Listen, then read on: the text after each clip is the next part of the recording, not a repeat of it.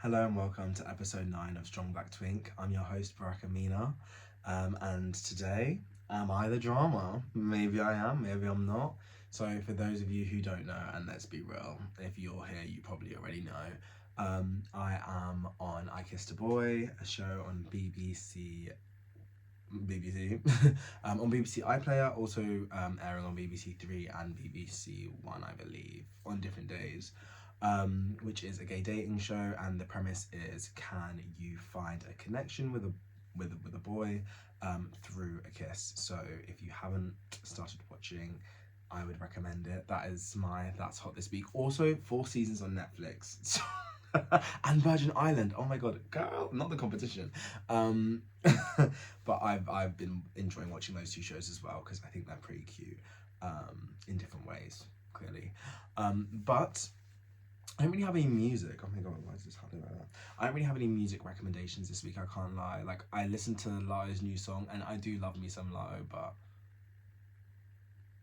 also she was supposed to be on the Wim Whammy remix, but there was some beef with Pluto and her like bandmate. Girls, get it together because I needed to hear Lato on that fucking beat. Anyway, let's get into the show. So this week will just be about the show, but I mean, I'll talk about dating a bit more in general and like kind of my takeaways. So I want to start with kind of it's in a similar order to when I did the first like rundown.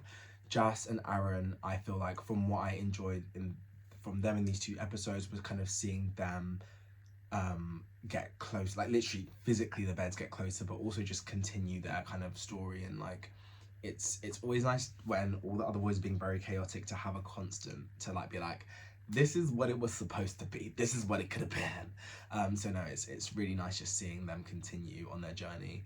I loved both of their looks for the icon night. And I feel like Jazz's specifically for me was like really important, like because as people of color, like especially people coming from different countries, the culture in those countries today is often very much like, you know, being gay isn't a part of our culture and being gay isn't a part of our history. This is the Western thing that's been brought to us. So it's really powerful to be able to document and show and spread the word about these pioneer. And they shouldn't be pioneers in the sense of like being gay shouldn't be a thing to pioneer in, but they are these icons that kind of came before us and were out and proud and loud and lived as they were in the countries that these like in this day and age are claiming that, you know, being gay isn't a part of the culture. It's just so important to have these cultural figures. So that really spoke to me. And I think like anyone that's especially like black and African people, like that's one thing where we know kind of in terms of like there were certain tribes and there were certain like beliefs, but we don't really have or I don't know so many black historical African icons who lived continentally. And I know they exist, so I don't want to sit here and like act as if they don't, but you know, having them at the forefront, that's something which I think was really special, that I loved seeing Jas do that, and it was really amazing. So yeah, that's on Jas and Aaron. And also Aaron and Jordan twerking, that took me out so bad. That was hilarious. And then we have Callum, Jordan, and Jordan and Jack. That whole four-way situation when Jordan and Callum sat them down, that had me fucking cracking up. That was insane and crazy, but I loved it. And excited to see where they go. And I think what I've loved from Jackass is someone you can't help but like just, so it always feels like he's just like the underdog that you just want to see win. So like, you know, your man's just broken up with you, but guess what, I got a new man in the villa, period. I just love that. So supporting Jack and Hugh, excited to see where that goes. Yeah. And then we have I guess now Lars and Ruben. That first kiss, boys. If that's the first kiss, bitch, is there gonna be another? Is this after the watershed? Like, girls. But no, I think that aside from that, which was like, it shows obviously like the connection that they have, the conversations they have as well. I think they both have a great level of depth, and I'm excited to see like how that journey continues, and like the balance between the fiery insane side of their chemistry, as well as their genuine like deep emotional connection. It was really great to watch. Who else? And then with Adam and Justin, again similar to Jack, I feel like I was really happy to see like Adam kind of go from strength to strength, like another person that um like after, you know, the Ruben situation didn't quite work out, have another person that was also interested in him and he was interested in. Also when Adam kind of opened up, inspired by Lars, kind of about his kind of his experience and, you know, being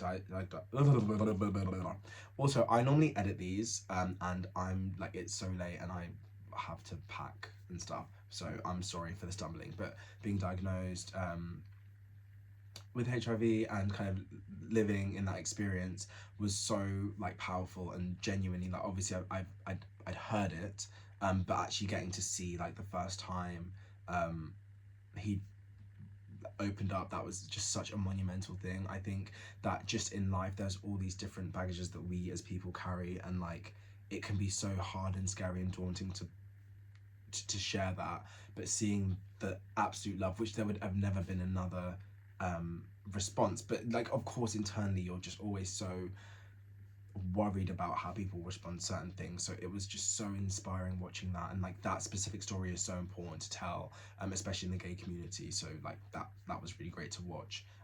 But yeah, like as well as his personal journey and hearing more about his life and kind of, you know, him being a spokesperson for other people kind of also living with HIV, I think is, yeah, very monumental. And it genuinely does feel like a privilege to watch it. Like it's, yeah. And Justin's approach, I mean, I can't really throw stones from a glass house, so I'm gonna, but I think it was interesting to see the different ways in which people want to communicate like and navigate dating multiple people in like an enclosed space. And you can't help but feel a bit like Adam had just got, you know, a new man, like, and it's gone back with the old man, like, girl, can't get a break. But yeah, hopeful to see where that goes for Adam's sake and also for Justin New Boy. Yeah, and I feel like I'm forgetting someone. Very sad to see Rory leave. I feel like it's always just like, you know, it's like the first day, and like the potential that could have been, but excited to just see him at the reunion, but also in real life as a friend, you know. I feel like I'm forgetting someone, and now this is gonna come across as really shady. Oh, I think it's just me.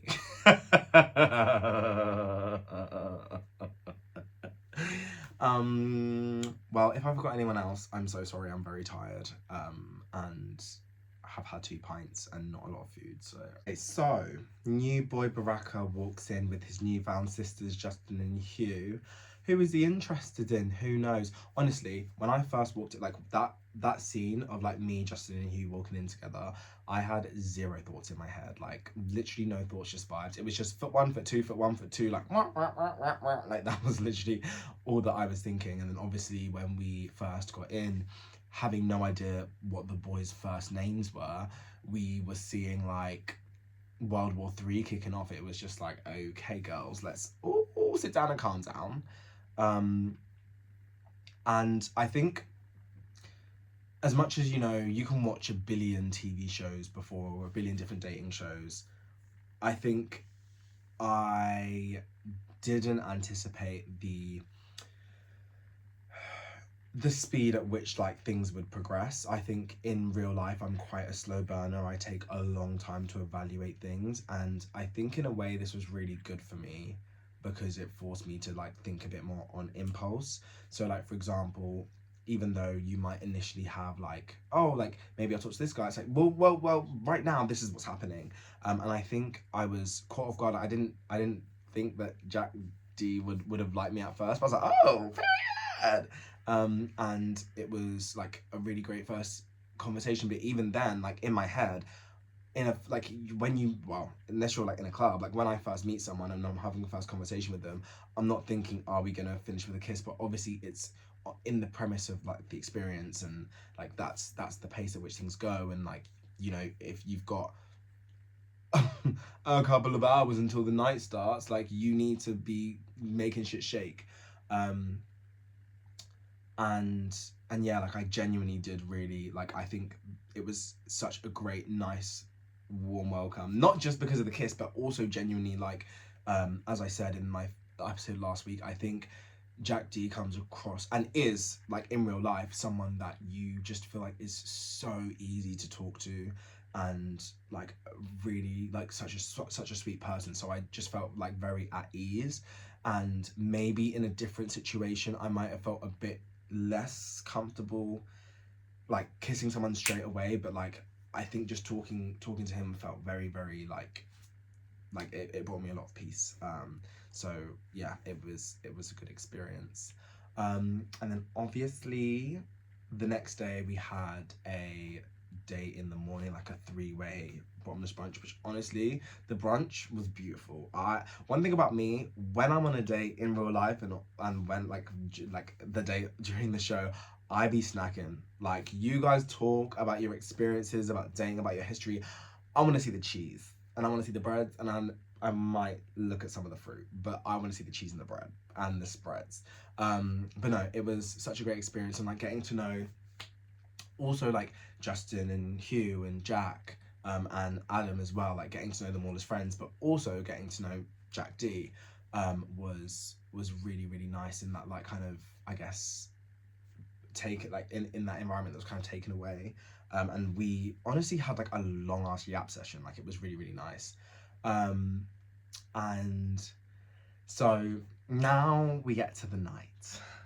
Now, I actually wrote down, but I forgot it now. But like I was rewatching the episode where I was like, oh, so you know, I don't have a particular type. Like, I think I like chemistry and vibes and this and that and the other.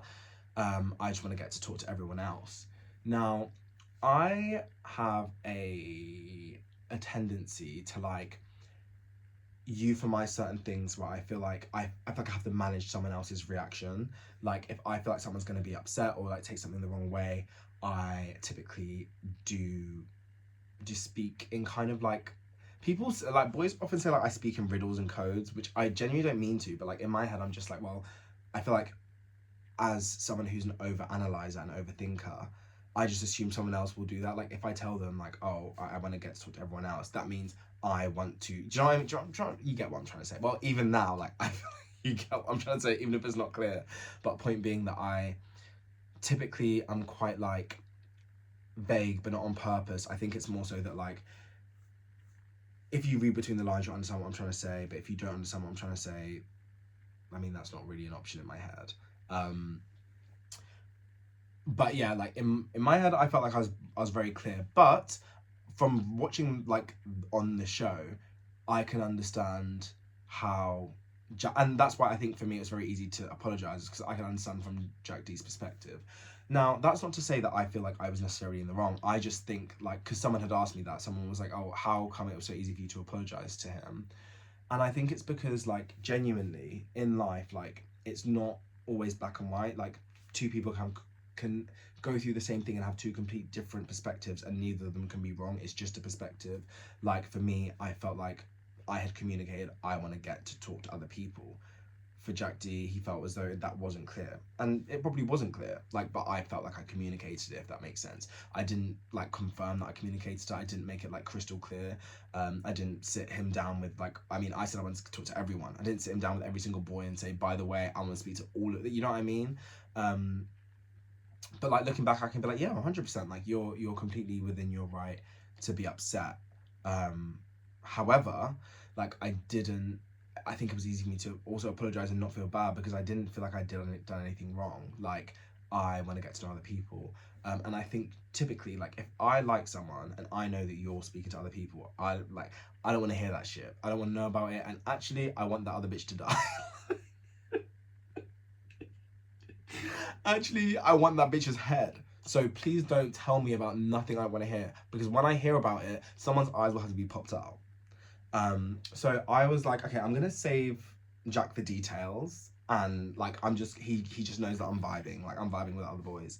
Um, and so yeah, I felt like maybe the like also coming in like later, you know, other boys have had a time to explore multiple connections if they wanted to, or have like had time to get to know the other boys, versus like with me there's a kiss of like verging on like in the next couple of days. I'm being paired up with nobody, and I need to figure out like what is the right thing for me. Like I don't want to just go into like a situation of convenience.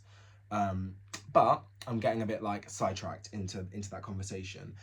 I do feel as though one thing that I did take from this experience, and one thing that I did consider about like that I don't really, I no longer agree with, right, is, as I'd said, like before this show, I had never before the show I'd never been in a relationship. But I'd had a lot of situationships. Now I don't know how situationships are for everyone, but for me, one benefit of situationships is that you can kind of do whatever you want, because the other people that you're in a situationship with understand that it being a lawless entanglement means that there's no real right to be jealous, and there's no real right to be possessive, and there's no real right to have expectations. So that was always like the compromise I feel like I would make, is like, okay, well, if we're gonna have no rules, bitch, I'm gonna do what I want. I'm gonna do what I want. I'm gonna kiss who I want. I'm gonna get with who I want, and you can't say nothing. If you like it, then you should put a ring on it. Do you know what I mean? Like, don't tell me not to get with another boy, because bitch, I will. You gotta claim me first. And so I think I went into the show, or into the experience, right, with this mentality of like, well, if anyone wants me, they'll make it clear.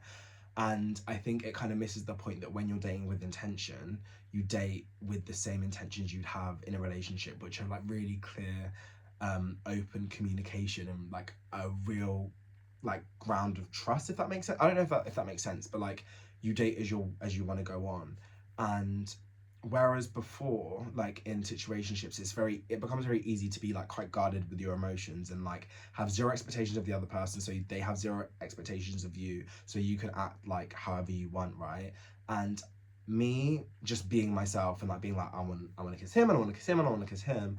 And then jack b d jack b Jack D being so upset from that, I think in a really weird way, and this might sound very sociopathic, it was kind of like, oh my god, like someone actually cares about what I do. Because before, like I could do whatever I want, and like in a way, yeah, it's cool that you can do whatever you want, but it's kind of like, well, you wouldn't care if I Bonnie Blued this bitch. Like I could go with 100 other guys, you'd be like, crack the fuck on. But having someone that actually genuinely values you and values the connection that you have, I think it was quite eye-opening in a way. And it was like, oh, like I actually kind of want this. I want someone that, like, if I was to get with someone else, you'd feel upset, you'd feel away. Because it's so strange that as much as you feel like situationships and dating around can give you agency, sometimes, especially when you like having intimate relationships with people, it can affect your self-esteem in a really weird way, where like, yeah, I might be talking to this one person and getting with loads of other people, but maybe that's because I have like low self-esteem. Do you know what I'm trying to say? Like, I don't know if that makes a lot of sense. So I think that gave me a lot to evaluate, like, personally. And as much as, you know, the show is a show, um like it's cut, it's chopped, it's screwed, bitch, like Uncle Luke. um but like, it's, for me, it's like my real life. Like I feel like that was an important learning for me, and like I genuinely, and I think I said this, and well, yeah, or I definitely felt this. I think being held accountable by Jack D was not about I'm doing this wrong by wanting to get to know other people, or like being a bit like blasé, or not super clear with my or not super specific with my communication. And it was more so about like the mindset that I had, because I was like, okay, so this mindset is a mindset that only works in a situationship where you're both not gonna really take other people's emotions into full account and really consider like the disparity between like how much I like someone versus how much they like me back, right?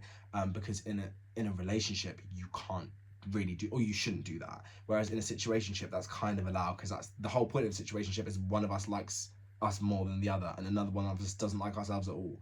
um so yeah, I think it was very eye-opening in that way. And genuinely, like, I was thankful for that experience. It was a bit of a wake-up call of like, well, inside this experience and outside this experience, if you want something intentional, you have to go into it with that intention. You have to go into it thinking like, well, this could be my man, this could be my husband. And when we are at our wedding, do I want this to be a story which is like representative of our relationship and our like, do you know what I'm trying to say? So yeah, I think as much as I don't like, I personally, like, as I said, I think in the morning I said something like, oh, like, I don't regret anything I did, and I think I went about it the right way. I think I was talking to Jas. Um, I think it did open my mindset on a wider like level in my actual like real personal life, and like kind of changed my psyche a bit when it comes to relationships and dating. That like you have to start with that intention. But yeah, except for that, I don't really have much else to add. Um, but I did, like, genuinely, like, I did really enjoy like getting to know like all the boys in all the different ways I got to know them, right? Like as friends and this and that and the other. And I think it was just that, like, that first episode and being in that situation, it was very, very mad and insane. But I wouldn't have changed really anything for the world because it was me.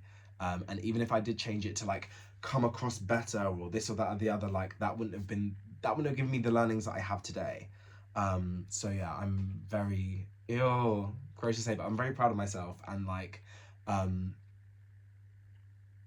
I think that the things I've been saying about like how, you know, situationship based dating allows you to basically just do whatever you want. I think these are lessons I take into my life today. So regardless of whatever, however it came across in the first episode, um, like that's so important to me, and I'm very proud of myself for having that process. Um, but yeah, do I want to say anything? There was something else I wanted to say, but I completely forgot it. Um, and I low key, I might just do a Q&A next week, and then you guys can ask me questions I didn't quite answer today, or maybe I'll do it the week after. I might do it the week after, Q&A the week after. Was there anything else I wanted to say? Hmm.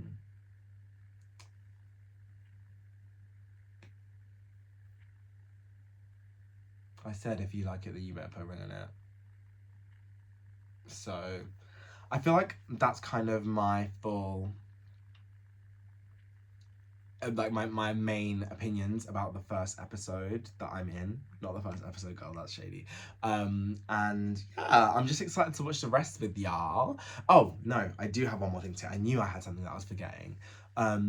Like, I think another thing that I've been thinking about a lot, I mean, even at the start of the show, right, is that when we watch Love Island and we watch like Big Brother and we watch all these shows, and over the years, especially with our generation, I think we've grown to understand that these shows, the things that people say and the actions that people take are very much the things and the actions of the people. However, the context in which that happens and the background and the personalities and the reasons are not always going to be as clear as we think, because it is a show and it is impossible to put 24 hours worth of every single person's footage into a show that lasts like an hour or less. Um, and one thing, like, I don't know, I actually haven't looked at Twitter, I haven't really looked at comments, I haven't looked at anything outside of like what my friends have said to me. Um, but I know like I feel like it's been pretty insane on Twitter for various different reasons, right? But in terms of the actual people on the show, um, I think I really struggle. I don't know because I haven't looked, but I think I would really struggle to argue with someone who thought me or really any of the boys were like like what were like doing the wrong thing. And the reason for that is like, you, in like this day and age, you have to have media literacy. Like, it's a show, and it's been edited and it's been created and it's been made. So like I feel like that wouldn't really phase me. And like, yeah, I feel like I brought a bit of chaos and a bit of drama. When do I not? But at the end of the day, like, it's a show, and it's for your entertainment. So be entertained, girl. And if you want to have a media literacy lesson, I'm sure there's plenty on on YouTube and on Google, and it's very free. So I think that's one reason why maybe it wouldn't get to me. But we'll see, girl. Anyway, that's enough for today. Thank you so much for tuning in, and I will see you guys next week.